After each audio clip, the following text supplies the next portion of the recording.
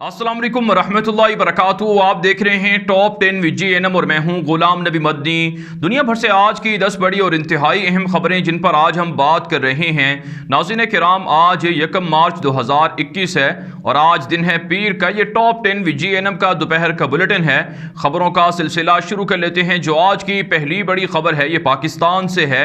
नाज़रीन किराम, पाकिस्तान की सुप्रीम कोर्ट की जानिब से एक बड़ा फैसला आज सुनाया गया है जिसमें सेनेट इलेक्शन की खुफिया राय शुमारी को बरकरार रखा गया है। आप जानते हैं पाकिस्तान के अंदर सेनेट के इंतखाबात मार्च में शेड्यूल हैं और इसके लिए मौजूदा हुकूमती जमात की जानिब से कहा गया है कि ओपन राय शुमारी होनी चाहिए, ओपन वोटिंग होनी चाहिए, यानी हर कोई जो अपना वोट कास्ट करता है उसके बारे में अंदाज़ा हो कि वो किसको वोट दे रहा है। लेकिन चूंकि आइन के तहत खुफिया राय शुमारी को रखा गया है, इस हवाले से जो हुकूमती जमात है तहरीक इंसाफ है, उन्होंने सदारती ऑर्डिनेंस भी जारी करवाया और सुप्रीम कोर्ट के अंदर भी मुकदमा दर्ज करवाया और पिटीशन दर्ज करवाई कि ताकि जो ऑर्डिनेंस है उस हवाले से फैसला हो कि सुप्रीम कोर्ट भी तायीद करे कि ओपन राय शुमारी होनी चाहिए ताकि हॉर्स ट्रेडिंग और ख़रीदो फरोख्त इलेक्शन के अंदर वोटिंग के ज़रिए से ना हो सके। लेकिन बहरहाल ऐसी काम अब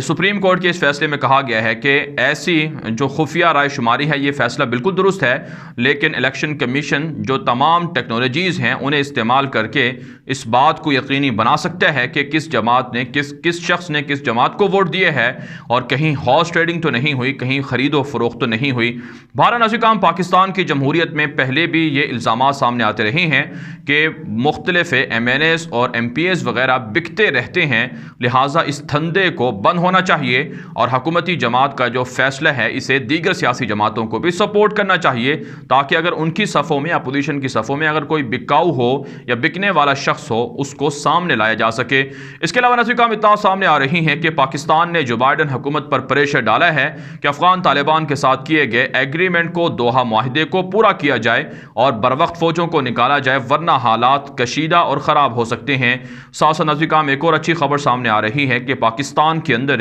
चाइना की सरमायाकारी में रिकॉर्ड इजाफा हुआ है। 7 माह के दौरान $450 मिलियन से जायद की सरमायाकारी चाइना कर चुका है, जो सबसे ज़्यादा है, और दीगर मुल्कों से भी कई मिलियन डॉलर्स की इन्वेस्टमेंट पाकिस्तान के अंदर हो रही है, जिससे पाकिस्तान की मईशत को संभलने का मौका मिल रहा है। आगे बढ़े तो हम जो आज की दूसरी बड़ी खबर है ये मकबूजा कश्मीर से है। नाज़रीन का मकबूजा कश्मीर के अंदर भारतीय फोर्सेस ने दावा किया है कि जैश ए मोहम्मद से मुंसलिक के कई मुजाहिदीन को गिरफ्तार कर लिया गया है और उनसे भारी मिकदार में ग्रेनेड्स और इसी तरह से दीगर जो असलहा है वो पकड़ा गया है। आप जानते हैं भारत इससे पहले पाकिस्तान पर इल्ज़ाम लगाता रहा है कि कश्मीर के अंदर पाकिस्तान से जैश ए मोहम्मद और लश्कर तैयबा के मुजाहिदीन आ रहे हैं और खुफिया टनल्स के ज़रिए से उनको कश्मीर में पहुँचाया जा रहा है। लेकिन हकीकत यह है कि कश्मीर के फ्रीडम फाइटर्स है वो आज़ादी की जंग लड़ रहे हैं। मुजाहिदीन बड़ी तादाद में लोग जो तंजीमें हैं जिहादी उनमें शामिल होकर भारतीय फोर्सेस पर हमला कर रहे हैं।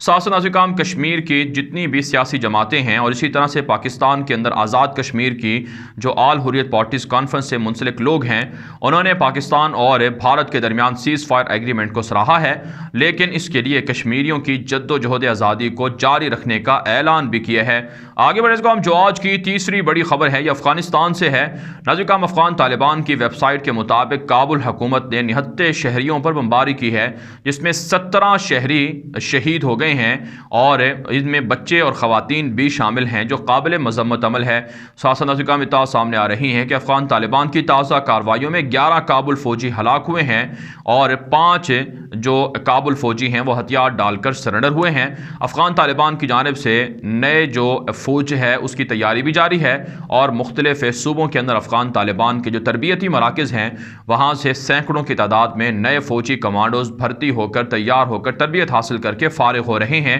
अफगान तालिबान के तर्जुमान ज़बीहुल्लाह मुजाहिद ने उनकी तस्वीर भी ट्विटर पर शेयर की हैं। आगे बढ़े काम जो आज की चौथी बड़ी खबर है ये नाज़रीन काम भारत से है। एक ताज़ा रिपोर्ट सामने आ रही है कि भारत की जानिब से श्रीलंका के साथ दिफाई ताल्लुकात मुस्तहकम करने पर इत्तिफाक किया गया है। श्रीलंका के साथ राब्ते में कहा गया है कि भारत के लिए श्रीलंका पहला तरजीही मुल्क है और श्रीलंका के साथ भारत तिजारती ताल्लुकात और दिफाई ताल्लुकात मुस्तहकम रखेगा। आप जानते हैं पाकिस्तान के वज़ीर आज़म इमरान खान ने गुज़श्ता दिनों श्रीलंका का दौरा किया था, जिस पर भारत کو پریشانی ہے۔ سری لنکا پاکستان کے سی پیک میں شامل ہو چکا ہے اور پاکستان سے جدید ترین جنگی JF-17 تھنڈر طیارے بھی خریدنے جا رہا ہے اور الخالد اور زرار ٹینک اور دیگر جنگی اسلحہ بھی پاکستان سے حاصل کر رہا ہے، جس پر بھارت کو پریشانی ہے، اس لیے وہ سری لنکا کے ساتھ رابطے بڑھانے کی خبریں دے رہا ہے۔ اس کے علاوہ نازل اطلاعات سامنے آ رہی ہیں کہ بھارت کی جانب سے دیسی ساختہ سیٹلائٹس کامیابی سے اسپیس میں پہنچانے کا اعلان کیا گیا ہے، جس میں مودی کی تصاویر بھی لگی ہوئی ہیں۔ بھارتی میڈیا دعویٰ کر رہا ہے کہ جدید ترین سیٹلائٹس کے خلا میں پہنچانے کے بعد بھارت کو پاکستان پر ایک طرح سے سبقت حاصل ہو جائے گی اور جدید ترین جو پاکستان کی ٹیکنالوجیز ہے اسے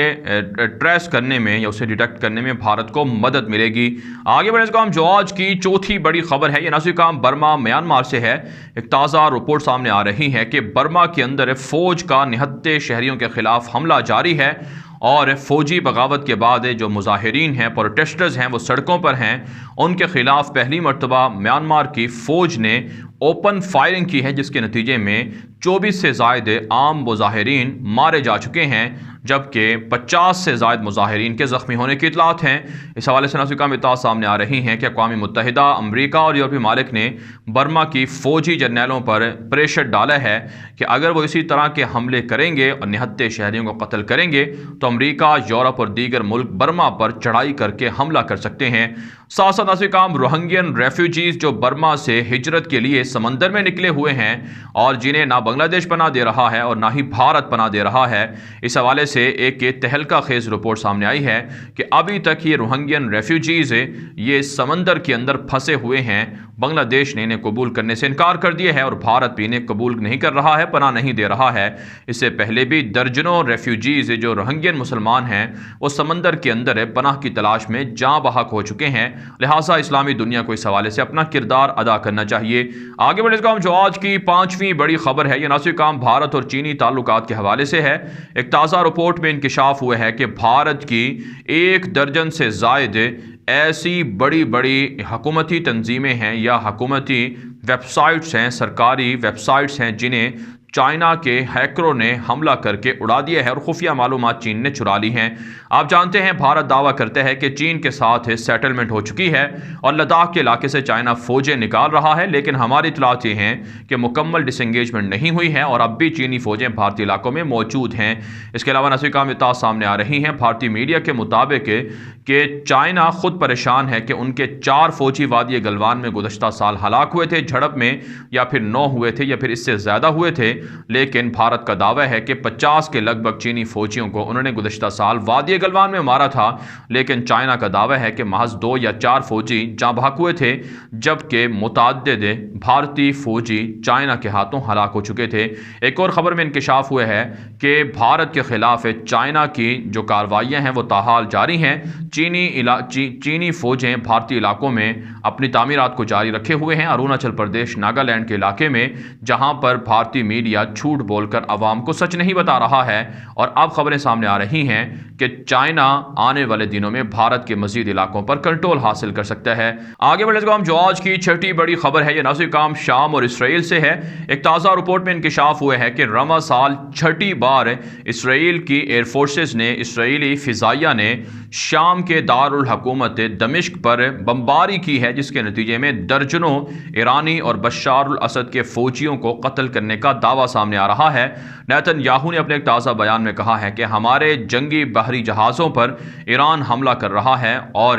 لبنان سے، شام سے، عراق سے ہمیں تھریٹ کیا جا رہا ہے، لہٰذا ایرانی جنگجوؤں کے خلاف شام کے اندر اسرائیل اب فیصلہ کن آپریشن کر رہا ہے اور اس میں بشار الاسد کے اتحادیوں کو بھی شکست ہو رہی ہے، نقصان ہو رہا ہے۔ جبکہ بشار الاسد کی حکومت دعویٰ کر رہی ہے کہ شام کے اندر جو آج رات گئے بمباری کی گئی ہے، اس میں حملوں کو ناکام بنایا گیا ہے اور زیادہ نقصان نہیں ہوئے ہے اور اسرائیلی فضائیہ کے میزائلوں کو فضا میں تباہ کر دیا گیا ہے۔ لیکن بہرحال ماہرین اس بات کو تسلیم کرتے ہیں کہ اسرائیل کی فورسز ایران کے کندھوں پر سوار ہو کر شام کے اندر نہتے مسلمانوں کے علاقوں پر قبضہ کر رہی ہے اور وہاں کے وسائل کو لوٹتے جا رہی ہے۔ اس کے علاوہ اطلاعات سامنے آ رہی ہیں کہ عراق کے اندر ایران نواز سب سے بڑی مسلح تنظیم حشد الشعبی نے دعویٰ کیا ہے کہ ان کے خلاف شام کے اندر امریکہ نے گزشتہ دنوں حملہ نہیں کیا، بلکہ عراقی سرزمین پر حشد الشعبی کے خلاف ہے۔ امریکہ نے حملہ کیا ہے لیکن جوابی طور پر عراق ہی کے اندر امریکی اہداف کو حشد الشعبی ٹارگٹ کرے گی۔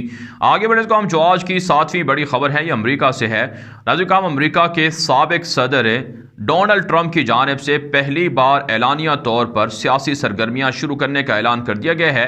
ڈونلڈ ٹرمپ نے اپنے ایک تازہ بیان میں کہا ہے، اپنے حامیوں سے خطاب کرتے ہوئے، کہ وہ 2024 کا الیکشن لڑیں گے اور جو بائیڈن کو ڈیموکریٹ پارٹی کو اقتدار سے الگ کریں گے۔ ڈونلڈ ٹرمپ نے اپنے بیان میں یہ بھی کہا ہے، اپنے حامیوں سے خطاب کرتے ہوئے، کہ وہ کوئی نئی سیاسی جماعت نہیں بنا رہے ہیں بلکہ ریپبلکن پارٹی کے پلیٹ فارم ہی سے اپنی سیاست کو جاری رکھیں گے اور جو بائیڈن کا خاتمہ کریں گے 2024 تک، اور جو بائیڈن کے جو متنازع اقدامات ہیں ان کے خلاف وہ ابھی سے مہم شروع کر رہے ہیں اور ابھی سے فنڈ ریزنگ بھی کریں گے اور مزید اپنے آپ کو پاورفل بنائیں گے تاکہ آنے والے 2024 کے الیکشن میں وہ دنیا کے یا امریکہ کے طاقتور صدر اور شخص بن سکیں۔ جبکہ عزیزان، جو بائیڈن کی جانب سے ڈونلڈ ٹرمپ کو ایک مرتبہ پھر اشتعال انگیزی دلانے کا مرتکب قرار دیا جا رہا ہے اور ڈیموکریٹ پارٹی کے لوگوں نے کہا ہے کہ یہ جان بوجھ کر جو بائیڈن حکومت کے لیے مشکلات پیدا کر رہے ہیں اور عوام کو تشدد پر اکسانے کے لیے نئی مہم شروع کر رہے ہیں،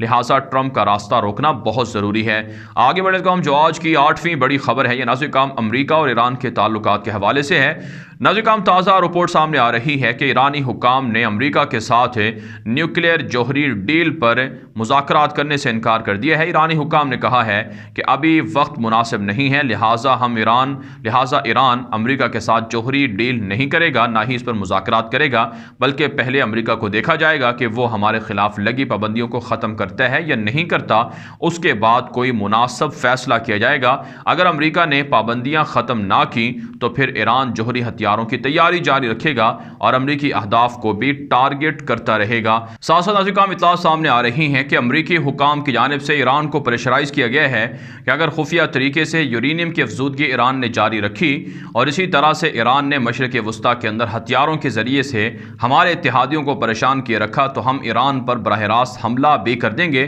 لیکن اطلاعات یہ ہیں کہ ابھی فی الحال امریکی حکومت اور پینٹاگون سعودی عرب کو ٹارگٹ کرنے جا رہی ہے اور ایران کے ساتھ بیک ڈور رابطے بھی جاری رکھے ہوئے ہیں۔ آگے بڑھنے کو ہم جو آج کی 10ویں بڑی خبر ہے یہ